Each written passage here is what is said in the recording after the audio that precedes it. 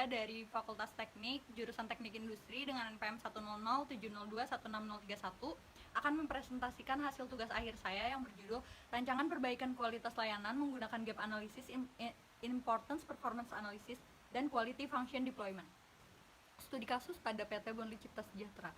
Melatar belakangi tugas akhir ini yaitu penurunan penjualan, loyalitas konsumen, kepuasan pelanggan, dan kualitas layanan. Penurunan penjualan yang terjadi pada PT Bonli Cipta Sejahtera terjadi pada 3 tahun terakhir, yaitu 2019, 2018, dan 2017. Penurunan juga terjadi di tahun 2020, tapi disebabkan karena virus corona. Selanjutnya ada rumusan masalah, yaitu bagaimana pelayanan yang diberikan oleh manajemen pemasaran pada PT Bonli Cipta Sejahtera kepada konsumen, bagaimana memperbaiki kualitas pelayanan agar dapat bersaing dengan perusahaan sejenis lainnya, bagaimana cara agar mengetahui hal utama yang memerlukan perbaikan. Selanjutnya ada tujuan penelitian. Mengidentifikasi faktor-faktor yang mempengaruhi kepuasan pelanggan, mengidentifikasi kesenjangan antara konsumen dan manajemen pada PT Bonli Cipta Sejahtera, memberikan usulan perbaikan terhadap kualitas pelayanan PT Bonli Cipta Sejahtera agar dapat bersaing dengan perusahaan sejenis lainnya.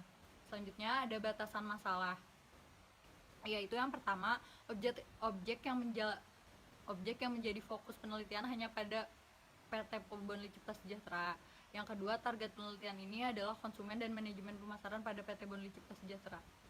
Selanjutnya, metode yang digunakan yaitu Importance Performance Analysis, Customer Satisfaction Index, Gap Analysis, dan Quality Function Deployment. Importance Performance Analysis yaitu metode yang digunakan untuk mengukur kinerja perusahaan.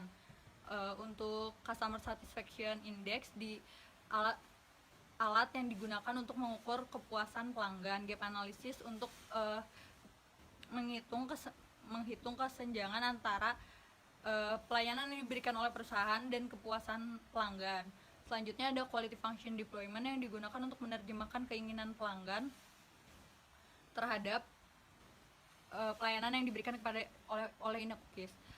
Selanjutnya ada metode penelitian.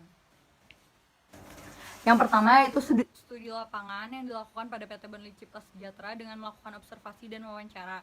Selanjutnya hasil identifikasi masalah, yaitu perusahaan mengalami penurunan penjualan dan pelayanan yang diberikan oleh perusahaan kurang memuaskan konsumen. Selanjutnya penentuan rumusan masalah berdasarkan hasil identifikasi masalah, yaitu mengetahui bagaimana pelayanan Inacookies, mengetahui bagaimana memperbaiki kualitas layanan, dan mengetahui hal utama yang harus diperbaiki.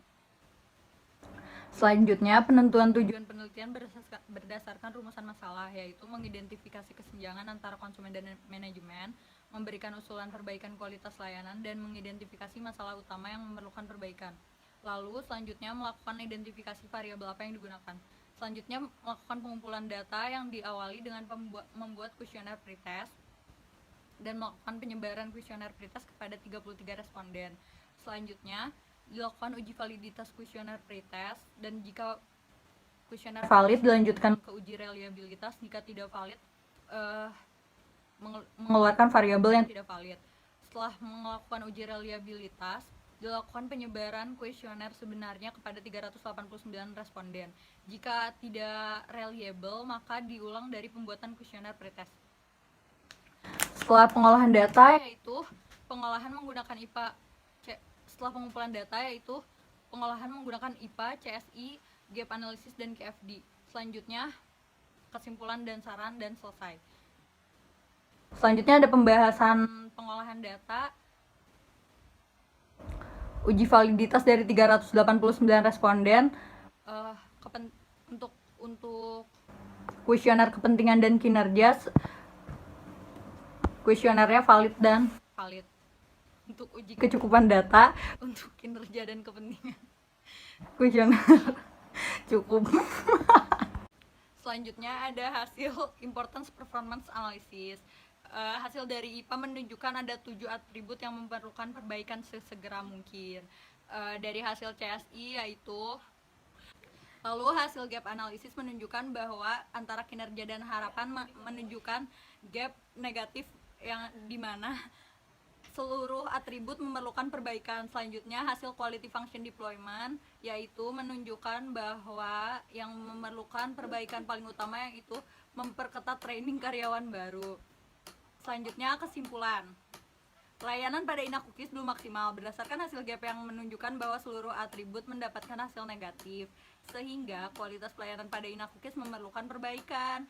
Yang kedua, terdapat 7 atribut yang berada pada kuadran 1 diagram Cartesius Importance Performance Analysis, sehingga memerlukan perbaikan pada kualitas layanan. Yang ketiga, berdasarkan hasil kriteria Customer Satisfaction Index, pelanggan Inakukis sudah merasa puas dengan pelayanan yang diberikan, tetapi tetap dibutuhkan perbaikan agar pelayanan lebih maksimal. Yang terakhir, berdasarkan hasil Quality Function Deployment menunjukkan bahwa kualitas pelayanan Inakukis dapat ditingkatkan dengan memperketat training karyawan baru, memaksimalkan penggunaan teknologi informasi untuk menanggapi kritik dan saran, meningkatkan penerapan SOP agar karyawan bekerja dengan baik, memberikan reward dan punishment kepada karyawan berdasarkan kinerja karyawan, memberikan penawaran yang menarik kepada konsumen, dan melakukan evaluasi karyawan secara berkala. Saran yang diberikan kepada PT Bonli Cipta Sejahtera yaitu membuat SOP untuk karyawan yang menangani langsung pelanggan. Yang kedua, mengevaluasi karyawan secara berkala, dan hasil evaluasi dapat dijadikan bahan acuan untuk memberikan reward ataupun punishment kepada karyawan.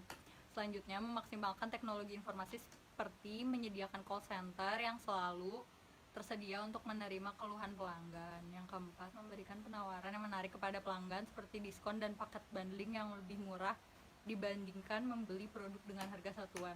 Yang terakhir, ada manajemen Inakukis juga dapat melakukan training lebih ketat kepada karyawan baru agar dapat melayani pelanggan dengan maksimal. Sekian presentasi dari saya. Wassalamualaikum warahmatullahi wabarakatuh.